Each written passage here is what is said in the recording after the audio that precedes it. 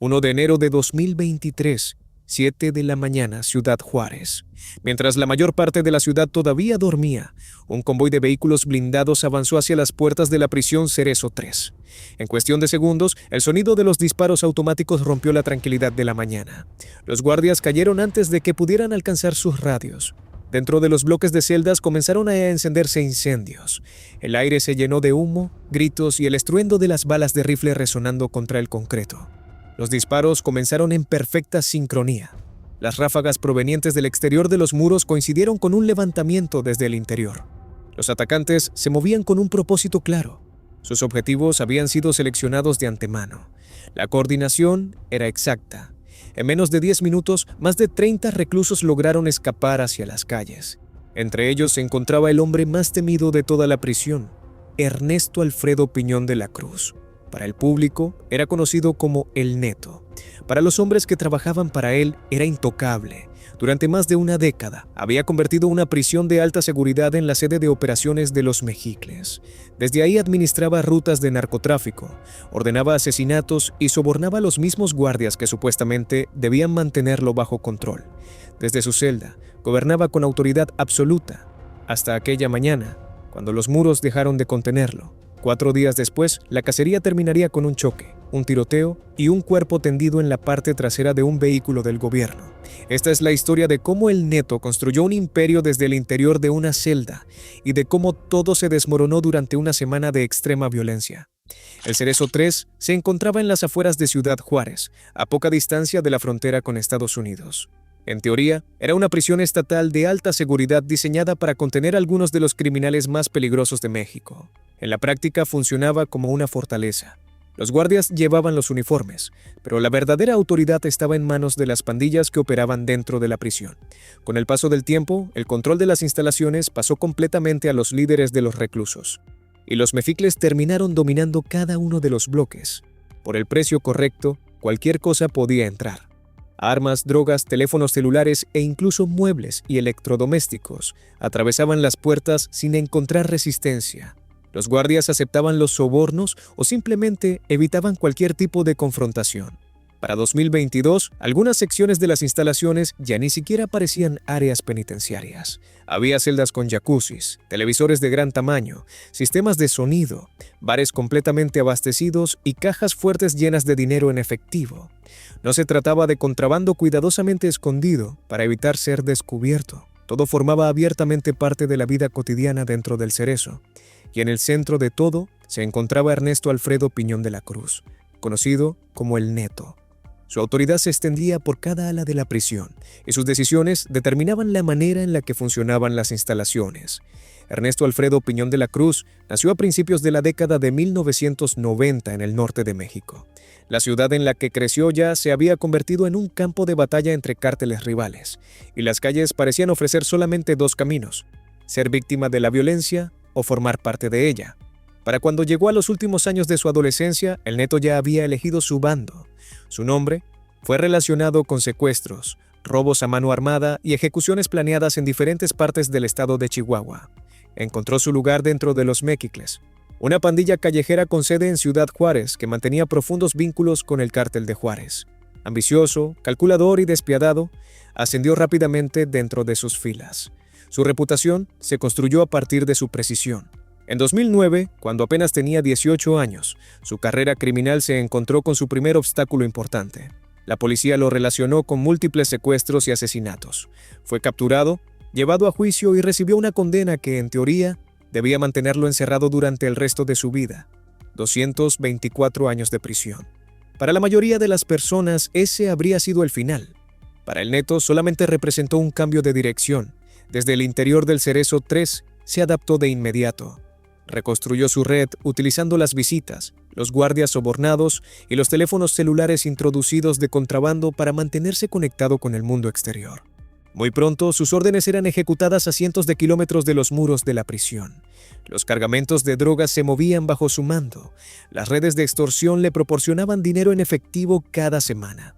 Sus enemigos, tanto dentro como fuera de la prisión, eran eliminados sin que él tuviera que abandonar su celda. Con el paso del tiempo, la prisión se convirtió en mucho más que su base de operaciones. Se convirtió en su territorio. Para 2022, el Neto ya no era simplemente otro recluso, era el hombre más poderoso del Cerezo 3 y una de las personas más temidas de Ciudad Juárez.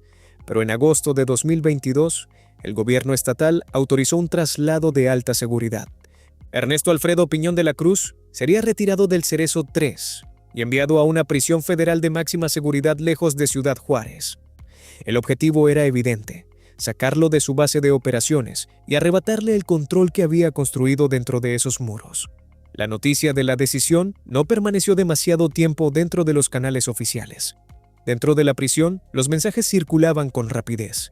Para cuando llegó la tarde, el Neto ya conocía todos los detalles, la ruta, el horario y la verdadera intención detrás de la operación. Ese día, Ciudad Juárez estalló. Una tienda de abarrotes se convirtió en el primer escenario de la violencia. 2 hombres armados entraron, abrieron fuego contra los clientes y se marcharon sin llevarse un solo peso. Minutos después, las llamas consumieron una tienda de conveniencia ubicada al otro lado de la ciudad. En menos de una hora, varios vehículos ardían en las calles y bloqueaban las intersecciones. Un autobús fue detenido. Los atacantes obligaron a los pasajeros a bajar y después incendiaron el vehículo en medio de la calle. Los objetivos no parecían estar coordinados, pero el propósito sí lo estaba. Tiendas, restaurantes, vendedores ambulantes, cualquier persona, en cualquier lugar, podía convertirse en un blanco. Al final de la tarde, un conocido locutor de radio salió de la estación donde trabajaba y cayó al suelo antes de llegar hasta su automóvil. Los testigos afirmaron que nunca lograron ver al tirador. En otro vecindario, un mecánico que acababa de terminar su turno fue asesinado afuera de su taller. Para cuando cayó la noche, 11 personas habían muerto. La mayoría de ellas no tenía ninguna relación con el crimen organizado. El gobierno estatal canceló el traslado a la mañana siguiente. La decisión nunca fue explicada. Los funcionarios evitaron responder las preguntas. Dentro del Cerezo 3, el mensaje había sido enviado y recibido. Estar encerrado en una celda no había hecho absolutamente nada para debilitar el alcance de El Neto. El humo del llamado Jueves Negro permaneció sobre Ciudad Juárez durante varios días. Las calles se volvieron más silenciosas. Las tiendas comenzaron a cerrar más temprano. La ciudad se desplazaba con cautela, consciente de que la violencia podía regresar en cualquier momento. Dentro del Cerezo 3, la reacción fue muy diferente. El Neto había obligado al Estado a retroceder. El traslado había sido cancelado. Él continuaba teniendo el control. Pero los acontecimientos de agosto también habían demostrado algo más. El gobierno estaba dispuesto a actuar en su contra, y eso no sería olvidado. A partir de ese momento, su estrategia cambió.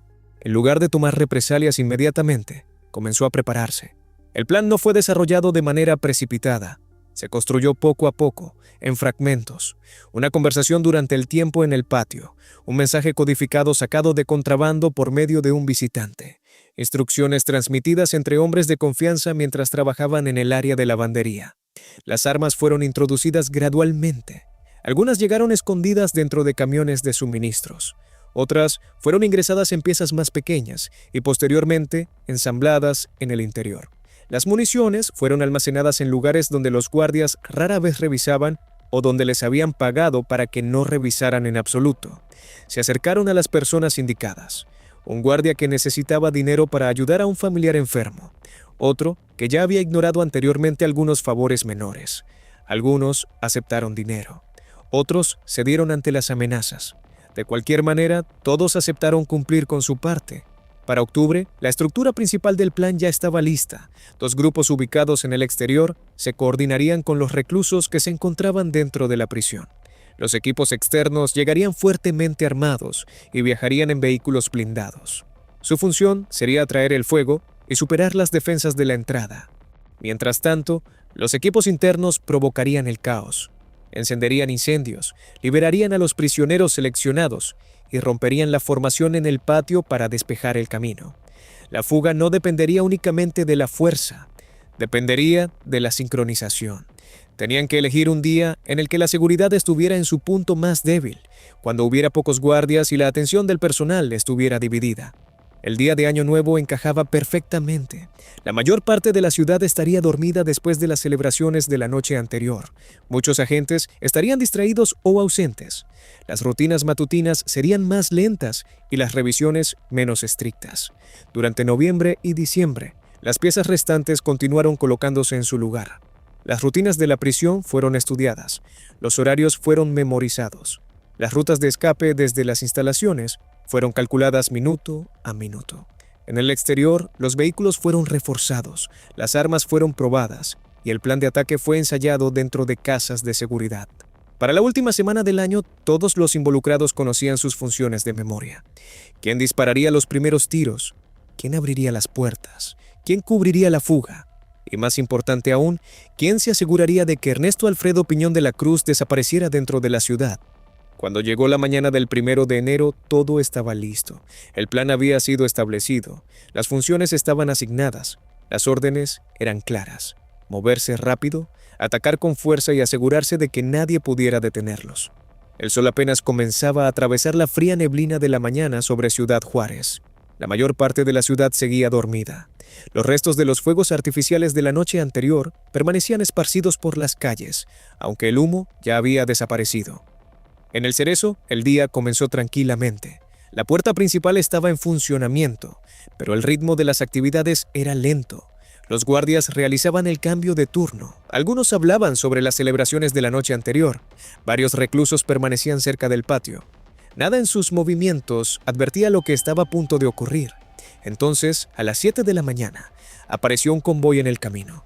3 vehículos blindados avanzaban en formación y disminuían la velocidad mientras se acercaban a la prisión. No llevaban las luces encendidas. No había sirenas.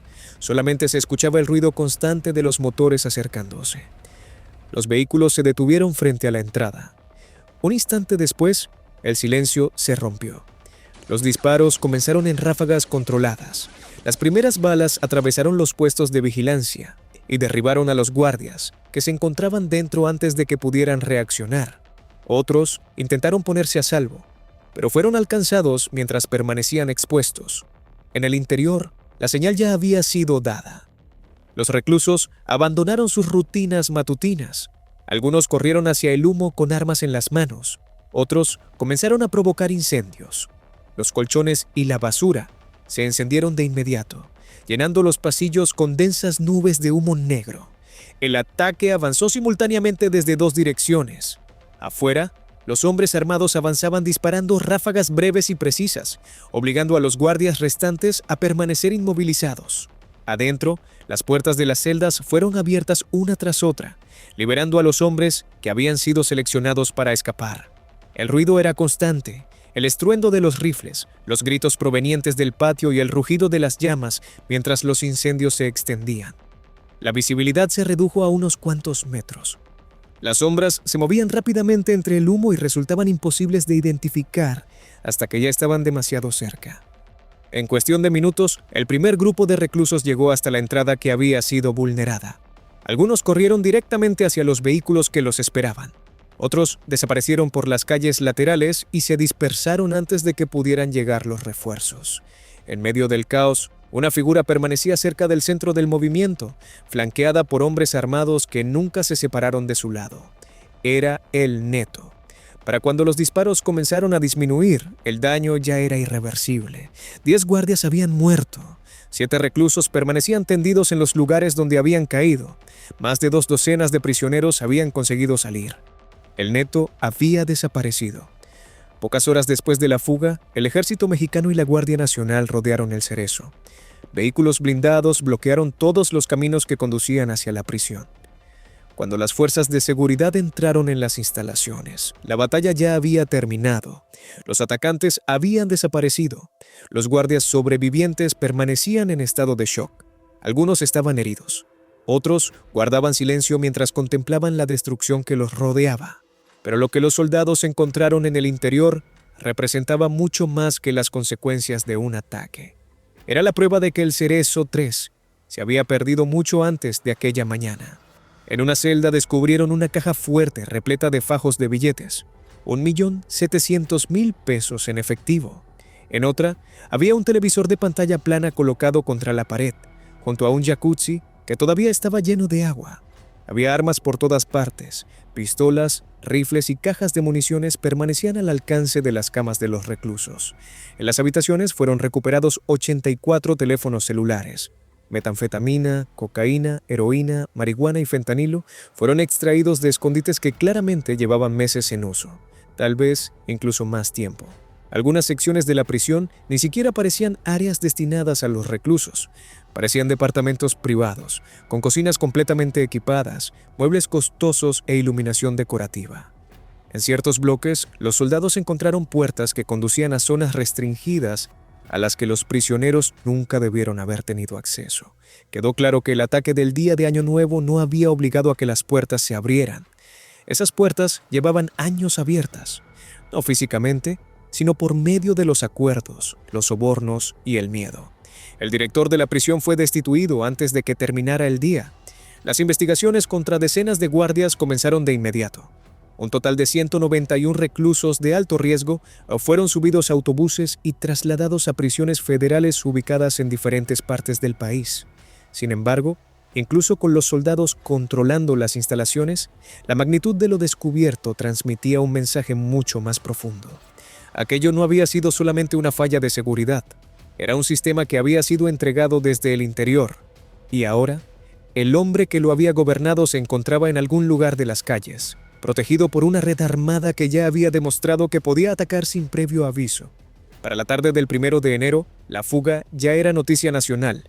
Las imágenes de los 3 vehículos blindados estacionados afuera del Cerezo se repetían una y otra vez en las pantallas de televisión. La cantidad de fugitivos cambiaba con cada informe oficial. Primero eran 25, después 27, más tarde aproximadamente 30. Pero un hombre permanecía constante, Ernesto Alfredo Piñón de la Cruz. En cuestión de horas, 200 soldados fueron desplegados por toda Ciudad Juárez. Las unidades de la Policía Federal y de la Guardia Nacional se distribuyeron a lo largo de las carreteras, instalaron puestos de control y comenzaron a revisar los caminos rurales que conducían hacia la frontera. Estados Unidos cerró temporalmente sus puertos de entrada en los cruces entre Ciudad Juárez y El Paso para inspeccionar cada vehículo. Los aeropuertos fueron puestos discretamente en estado de alerta. También se anunciaron recompensas. Se ofrecían 300,000 pesos por información relacionada con los fugitivos de menor importancia y 5 millones de pesos por cualquier dato que condujera hasta el neto. Durante los primeros 2 días, la búsqueda fue metódica.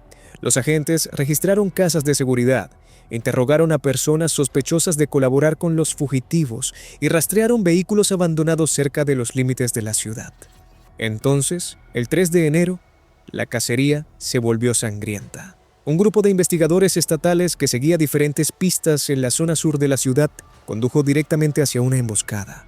Las ráfagas de armas automáticas atravesaron sus vehículos. 2 agentes murieron instantáneamente. Los demás respondieron al ataque. Para cuando llegaron los refuerzos, 5 agresores yacían muertos en la calle. El mensaje era imposible de ignorar. Los mexicles estaban dispuestos a luchar por él, a plena luz del día. Ciudad Juárez comenzó a sentir la presión. Las escuelas cerraron. Los negocios bajaron sus cortinas antes del mediodía. Las calles se vaciaron después del anochecer. La ciudad esperaba el siguiente movimiento, sin saber si vendría de las autoridades o de los hombres de El Neto.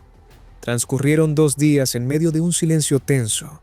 Entonces, antes del amanecer del 5 de enero, las unidades de inteligencia federal recibieron una ubicación. Se trataba de una casa en la colonia Aztecas, uno de los vecindarios más conflictivos de Ciudad Juárez. La fuente aseguraba que Ernesto Alfredo Piñón de la Cruz se encontraba dentro. Los agentes actuaron rápidamente.